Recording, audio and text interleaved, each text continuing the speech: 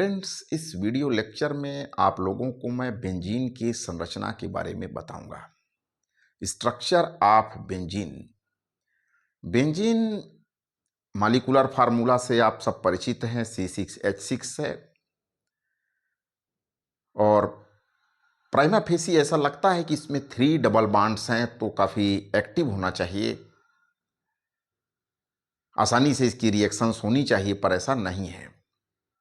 तो इसकी स्ट्रक्चर तक कैसे पहुंचे कि साइक्लिक स्ट्रक्चर होती है, तो उसका विश्लेषण हम इस वीडियो लेक्चर में करेंगे कि बेंजीन एक साइक्लिक स्ट्रक्चर के रूप में उसको हम बनाते हैं। तो ये सब चीज़ें कैसे इस्टेब्लिश हुई, बेंजीन की संरचना एक साइक्लिक स्ट्रक्चर के रूप में कैसे स्थापित हुई।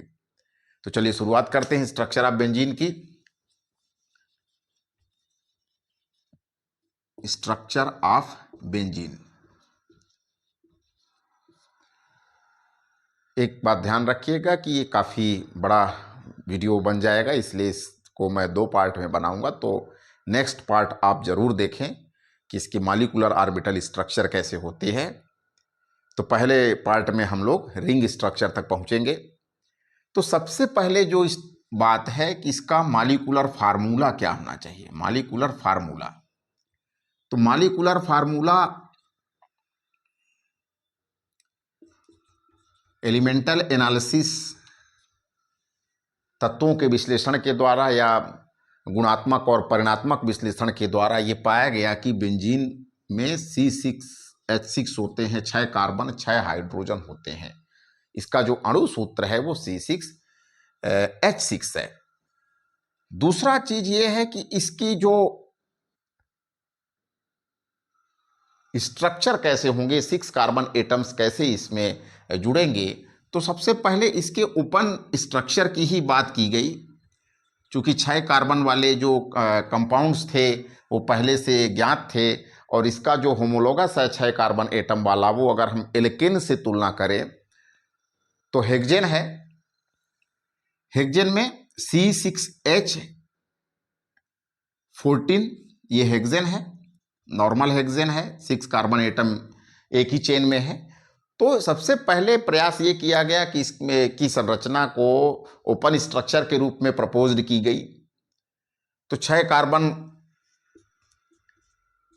इस तरीके से एक लाइन में लिखे गए, और इसमें डबल या ट्रिपल बॉन्ड होंगे। चूंकि C6H6 देख रहे हैं यहां पे कि हेक्सेन में C6H14 है, और जो बेंजीन है वो C6H6 है। तो इसकी तुलना में ये काफी अनसैचुरेटेड है। तो इसकी संरचना में 3 डबल बॉन्ड्स होंगे या ट्रिपल बॉन्ड्स और डबल बॉन्ड्स होंगे। तो दोनों तरीके की स्ट्रक्चर्स प्रपोज की गई। आप देख सकते हैं एक संरचना इसकी इस तरीके की हो सकती है। यहां पर देखिए, इस स्ट्रक्चर में आप देख रहे हैं कि कार्बन की वैलेंसी सेट 5 है, और इसमें 2 डबल बॉन्ड और 1 ट्रिपल बॉन्ड है। दूसरी स्ट्रक्चर इसकी इस तरीके से हो सकती है।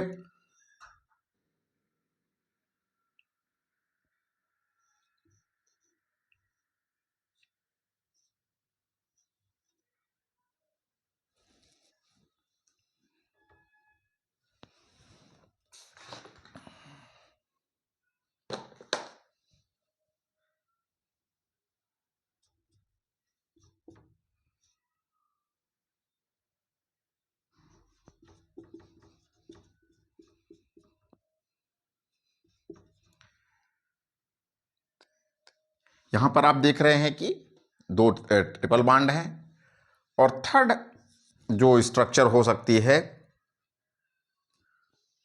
वो इस तरीके से हो सकती है। CH3, C triple bond C triple bond CH3, 6 carbon atom.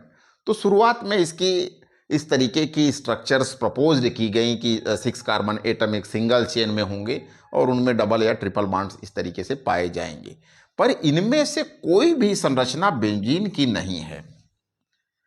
कारण क्या है, क्यों नहीं हो सकती बेंजीन की ये संरचनाएं? तो पहली बात ये है कि ये हाईली अनसैचुरेटेड स्ट्रक्चर्स हैं, तो इनको पोटेशियम परमैंगनेट, जिसका आप लैब में असंतृप्तता परीक्षण के लिए उपयोग करते हैं, तो पोटेशियम परमैंगनेट के साथ अगर ये संरचनाओं को हम मान रहे हैं तो पोटेशियम परमैंगनेट के साथ बेयर रिएजेंट के साथ इसको रिएक्शन करना चाहिए। जो पोटेशियम परमैंगनेट है उसको डीकलराइज करना चाहिए। दूसरी चीज यह है कि ब्रोमीन का भी उपयोग अनसैचुरेशन टेस्ट के लिए किया जाता है। ब्रोमीन से भी रिएक्शन नहीं करता, पोटेशियम परमैंगनेट से भी नहीं करता, हाइपोक्लोरस अम्ल HClO से भी कोई अभिक्रियाएं नहीं करता।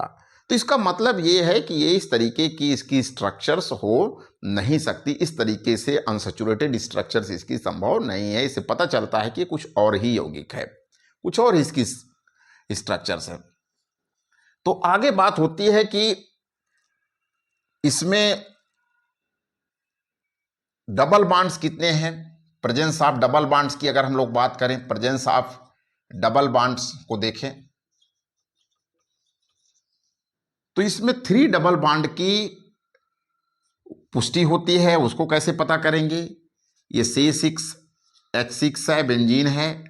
अगर इसको निकल के साथ 200 डिग्री सेंटीग्रेड तक गर्म करेंगे तो ये बना लेता है साइक्लोहेक्सेन। तो 3 मोल्स ऑफ हाइड्रोजन कंज्यूम किया, इसका मतलब इसमें 3 डबल बॉन्ड हैं। इसी तरीके से ये क्लोरीन के साथ भी रिएक्शन करता है। C6H6 है, 3Cl2 है, तो ये बना लिया C6H6Cl6 बना लेता है। BHC बना रहा है, 3 मोल्स ऑफ कंज्यूम कर रहा है। इसका मतलब क्या है? इसमें प्रेजेंस ऑफ 3 डबल बॉन्ड्स है। ब्रोमीन जो है 3 मोल ही हाइड्रोजन को कंज्यूम कर रहा है या 3 मोल्स ऑफ क्लोरीन को ही कंज्यूम कर रहा है और इस तरीके से ओपन चेन कंपाउंड्स बना रहा है। इसका मतलब इसमें 3 डबल बॉन्ड्स हैं। अब इसकी बात जो है सैचुरेटेड बिहेवियर्स दिखा रहा है। सैचुरेटेड बिहेवियर ये शो करता है। बेंजीन का व्यवहार कैसा है? संतृप्त व्यवहार है। सैचुरेटेड बिहेवियर कैसे है कि आप स्ट्रक्चर्स देख रहे हैं कि जो अभी तक हम लोगों ने ये प्रयास किया कि इसकी ओपन स्ट्रक्चर हो सकती है, तो ओपन स्ट्रक्चर्स बनाए गए लेकिन ये रिएक्शन ओपन चेन कंपाउंड्स की तरह नहीं करता है। इसका मतलब इसमें इसकी ओपन स्ट्रक्चर्स नहीं हो सकती। दूसरा, इसमें एक चीज ये स्टेब्लिश हो रही है कि 3 डबल बॉन्ड्स इसकी संरचना में हो सकते हैं, बिकॉज ये 3 मोल्स ऑफ हाइड्रोजन या 3 मोल्स ऑफ क्लोरीन को कंज्यूम करके इस तरीके से इस कंपाउंड्स बनाता है, साइक्लोहेक्सेन बना रहा है। Saturated behaviour, potassium permanganate bromine hypochlorous अम्ल के साथ रिएक्शन ना करना इसके संतृप्त व्यवहार को दर्शाता है। 3 मोल्स ऑफ हाइड्रोजन और क्लोरीन के साथ एडिशन रिएक्शन करता है। ये सामान्य परिस्थितियों में तो नहीं होता, लेकिन आप 200 डिग्री सेंटीग्रेड निकल के प्रेजेंस में करते हैं तो ये बना रहा है। पोटेशियम परमैंगनेट हाइपोक्लोरस अम्ल ब्रोमीन के साथ इसकी रिएक्शन नहीं होती, इसका मतलब ये असंतृप्त नहीं है। इसका जो बिहेवियर है वो सैचुरेटेड कंपाउंड्स की तरह है। आगे इसकी रिंग संरचना की बात होने लगी। जब ये सब बातें होने लगी तो इसके रिंग स्ट्रक्चर की बात होने लगी। तो रिंग स्ट्रक्चर की पुष्टि यहां से भी होती है। अब ये बात कंफर्म हो रही है धीरे से कि जब यहां तक बात बढ़ती है तो ये चीज कंफर्म हो रहा है कि अब इसकी इस तरीके से जो ओपन स्ट्रक्चर्स नहीं हो सकती, अब इसकी क्लोज स्ट्रक्चर्स की बात होने लगी। तो बिकॉज ये 3 मोल्स को कंज्यूम करके साइक्लोहेक्सेन बना रहा है और BHC जैसे कंपाउंड्स को बनाता है इससे, और ये ओजोन के साथ रिएक्शन करके ट्राई ओजोनाइड बनाता है। जैसे ये देखिए C6H6 है और 3 मोल्स ऑफ ओजोन को कंज्यूम करके C6H6 3O33 बनाया।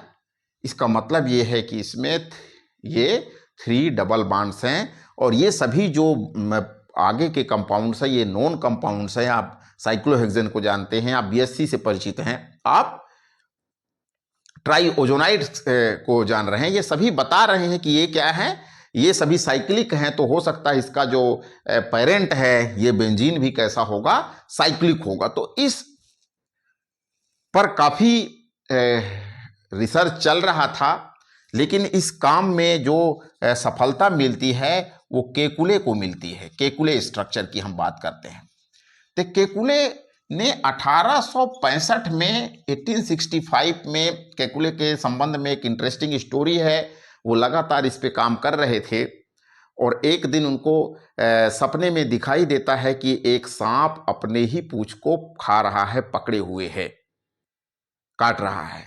तो केकुले सुबह उठते हैं और उनके दिमाग में ये आता है कि बेंजीन अब उसकी जो साइक्लिक स्ट्रक्चर्स भी हो सकती है। जब तक हम सारी जो कैलकुलेशंस कर रहे थे वो ओपन चेन स्ट्रक्चर्स को दिमाग में रख के कर रहे थे, तो उन्होंने साइक्लिक स्ट्रक्चर्स की बात की और बताया, केकुले ने बताया कि बेंजीन में इस तरीके से 6 कार्बन एटम्स हैं, एक षटफलक के रूप में 6 कार्बन एटम्स हैं और प्रत्येक कार्बन एटम से एक हाइड्रोजन जुड़ा होगा।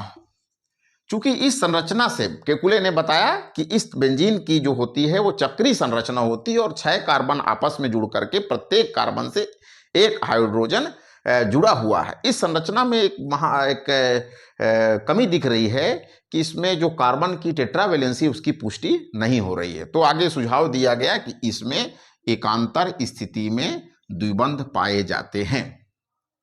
एकांतर स्थिति में इसमें द्विबंध पाए जाते हैं।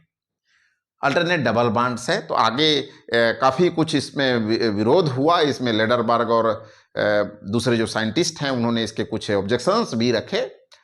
तो आगे के लेक्चर्स में हम लोग इसके स्ट्रक्चर्स पे कुछ और बातें करेंगे। इसके ऑर्बिटल स्ट्रक्चर की बात करेंगे, डिलोकलाइजेशन ऑफ इलेक्ट्रॉन्स की बात करेंगे। तो thank you for watching this video.